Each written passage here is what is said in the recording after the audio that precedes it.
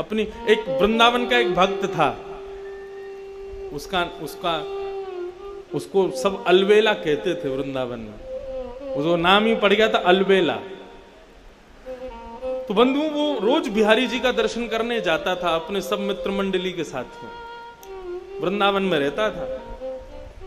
बिहारी जी का दर्शन करने के लिए नित्य जाता तो सारे उसके सखा दर्शन करते। सखा मतलब सब भजनानंदी थे, अलग अलग कुटियाओं से सब एक जगह मिलते और फिर बिहारी जी का दर्शन करने जाते। बहुत वर्षों तक बिहारी जी ने उसको दर्शन दिया, लेकिन एक दिन एक अचंबा हुआ। जैसे ही बिहारी जी का दर्शन करने के लिए गया तो बिहारी जी में बार बार पर्दा आता है, तो पर्दा आया हुआ था, दर्शन करने के लिए सब खड़े थे। जैसे ही पर्दा हटा सब कहने लगे श्री वृंदावन बिहारी लाल की। उसके संग जो बाकी के भजनानंदी संत थे वे भी सब कहने लगे वृंदावन बिहारी लाल की जय, लेकिन उसने नहीं कहा। वो सामने जब देख रहा था तो बिहारी जी जब बाहर विराजते हैं तो बगल में सखियां चंवर ववर लेके सब खड़ी रहती हैं, चांदी के सिंहासन रहता है, सब फूल बंगला बना रहता है। फूल बंगला है, सिंहासन है, सखियां हैं, लेकिन बिहारी जी उसको नहीं दिख रहे थे। अगल बगल वालों को बोला, बोले तुम जय जयकार क्यों बोल रहे हो? बोले अरे बिहारी जी के दर्शन तो जय जयकार से ही होते हैं। उसने आंख मीड़ करके देखा, बोले बिहारी जी बैठे हैं सामने? बोला अरे दिख तो रहे सामने, तू दर्शन क्यों नहीं कर रहा है? और वो कैसे कहे सबसे कि मुझे दिख ही नहीं रहे हैं। वो मनी मन विचार करने लगा, अपनी आंखें मीड़ने लगा, क्या हो गया, मुझे ठाकुर जी दिख क्यों नहीं रहे हैं?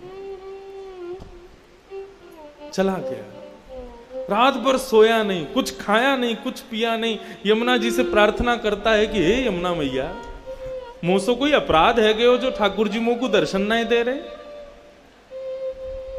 किसी से कह भी नहीं सकता, क्योंकि यदि किसी से जाकर के कहा तो सब लोग मेरा आश्चर्य करेंगे, लोग मेरी बात बनाएंगे, पूरे वृंदावन में हल्ला मच जाएगा। शाम को प्रणाम करके पुनः बिहारी जी का दर्शन करने के लिए गया। बोले कल पता नहीं क्या हुआ, मैं देख नहीं पाया हूँ, मुझसे कोई अपराध बन गया होगा, आज बिहारी जी दिखेंगे। दूसरे दिन जब पुनः गया, सबने दर्शन किए, कपाट खुलते ही सब जय जयकार करने लगे, वृंदावन बिहारी लाल की जय। उसने फिर देखा तो सामने फिर बिहारी जी नहीं दिखे, अकेला सिंहासन खाली। चिंता में पड़ गया, ब्लड प्रेशर हाई, पसीना पसीना हो गया।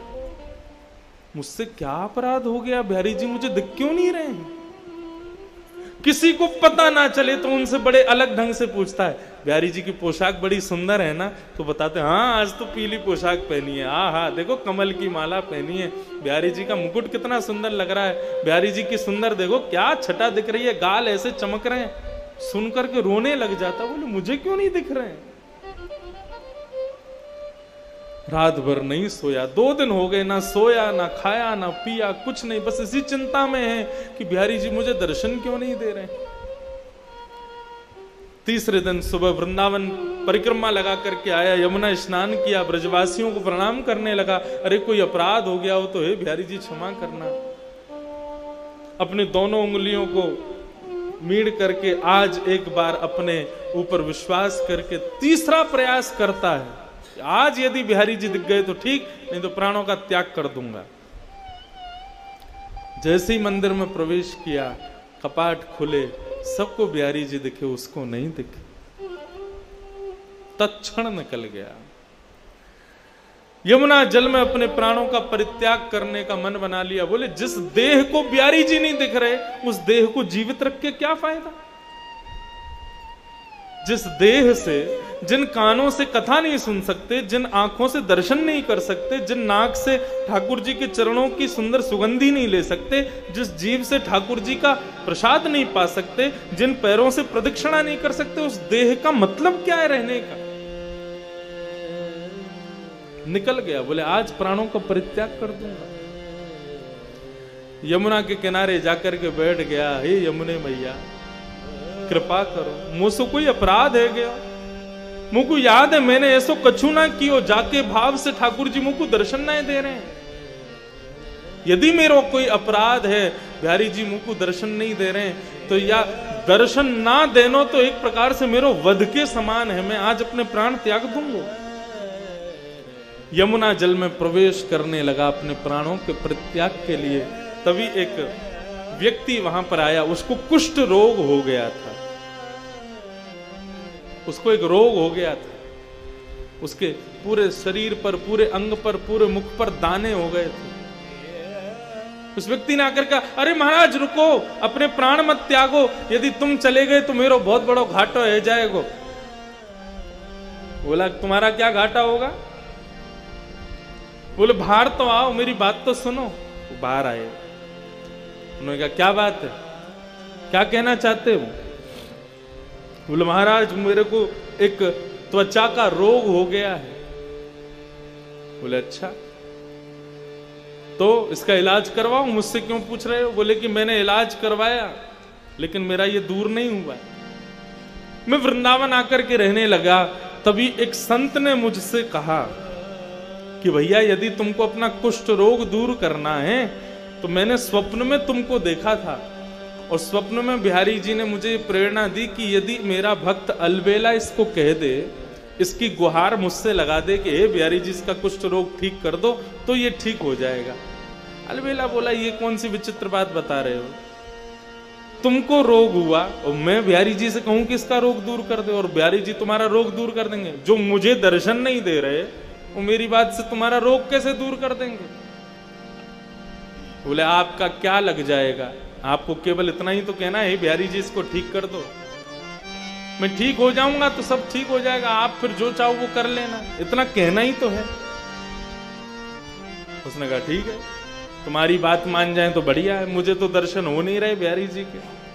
हे बिहारी जी मेरे से तो कोई अपराध हो गया, मुझे तो दर्शन दे नहीं रहे हो, लेकिन इस भक्त का भाव है यदि मैं कह दूंगा तो ये ठीक हो जाएगा, इसलिए मैं प्रणाम करके कहना चाहता हूं इस भक्त का कुष्ठ रोग ठीक कर दो। जैसे उन्होंने कहा इसका कुष्ठ रोग ठीक कर दो, उसके अंग के सारे रोग दूर होने लगे, एक एक करके उसका समस्त जो जितना भी उसके अंग पर जो भी पीड़ा थी सब दूर हो गई। भक्त देख करके आश्चर्य करने लगा, मेरे को दर्शन नहीं दे रहे, 3 दिन से मुझे दर्शन जिनका नहीं हो रहा वो मेरे एक बार कहने पर तुम्हारे रोग को दूर कर रहे हैं, मुझे समझ नहीं आ रहा ये हो क्या रहा है। इतने में सामने सांवरे सलोने श्री बिहारी जी महाराज प्रकट हो गए, प्रकट होकर के उसको दर्शन दे दिया। पहले तो दर्शन करके आनंदित हो गया, खूब रोया, बोले प्रभु मुझसे कोई अपराध हो गया जो मुझे दर्शन नहीं दिया, और ये सब क्या लीला है आपकी, मुझे एक बार बताओ, विस्तार से वर्णन करो, ये सब क्या हुआ है। बिहारी जी कितनी अच्छी बात कहते हैं। बिहारी जी बोलते हैं संसार के लोग मेरे मंदिर में आते हैं, सब कोई भी शांत नहीं रहता है, बोलते ही रहते, बोलते ही रहते, बोलते अपने सब कष्ट मुझको बताते हैं, किसी के परिवार में कष्ट, किसी के शरीर में कष्ट, किसी की मैया से दुखी, किसी कोई पत्नी से दुखी, कोई बच्चों से दुखी, सब कष्ट में हैं, सब मुझसे आकर के यही मांगते रहते हैं कि हे बिहारी जी कृपा करो। लेकिन आज तक तूने मुझसे आकर के कुछ नहीं कहा, तू सदा सर्वदा शांत रहा, तूने आज तक मुझसे कुछ नहीं मांगा, एक शब्द नहीं मांगा। तू जब भी मंदिर में आता है शांत भाव से खड़ा रहता है, मेरा दर्शन करके चला जाता है, कभी मुझसे कुछ मांगता नहीं। तू लोगों के मांगने से मेरे अंदर ऐसा भाव प्रकट हो गया, मैं केवल देना ही जानता हूं, उसके अलावा मेरे पास कुछ नहीं है।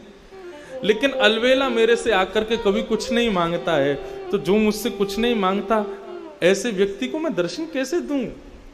वो मुझसे कभी कुछ मांगता ही नहीं है, उसको दर्शन देने का तो मुझे अधिकार ही नहीं है। मुझे स्वयं पर एक ऋण जैसा लगता है, तू कुछ मांगता नहीं है तो, क्योंकि संसार के लोग मांगते हैं, तू नहीं मांगता ना, इसलिए मुझे ऋण लगता है, ऐसा लगता है मुझ पर लोन चढ़ा दिया तूने, इसलिए उस ऋण से उऋण होना चाह रहा था मैं, इसलिए 3 दिन से भाग रहा था। ऋण मांगने वाले जब आते हैं तो ऋण देने वाला भाग जाता है। ऐसे ही तू रोज आता था तो मैं रोज चला जाता था कि इसका ऋण मुझ पर चढ़ा है, मैं कैसे दूर करूं उस ऋण को। लेकिन आज मैंने एक लीला करवाई, तू 3 दिन से रो रहा था मुझे दर्शन दो दर्शन दो, मैंने कि पहले तेरा ऋण चुकता होगा तभी तुझको दर्शन दूंगा। तो मैंने ऐसी योजना बनाई कि तेरे द्वारा कुछ तो मांगा जाए, तो इस कुष्ठ रोगी का कुष्ठ रोग दूर करने का भाव तूने मुझसे मांगा, तेरा ऋण उतर गया, मैंने तुझको दर्शन दे दिया। इसका मतलब दो भाव में हैं। इसका मतलब ये मत समझना कि बिहारी जी से हम कुछ मांगेंगे नहीं तो बिहारी जी अदृश्य हो जाएंगे। नहीं, अरे विचार करो, बिहारी जी के सामने जाकर के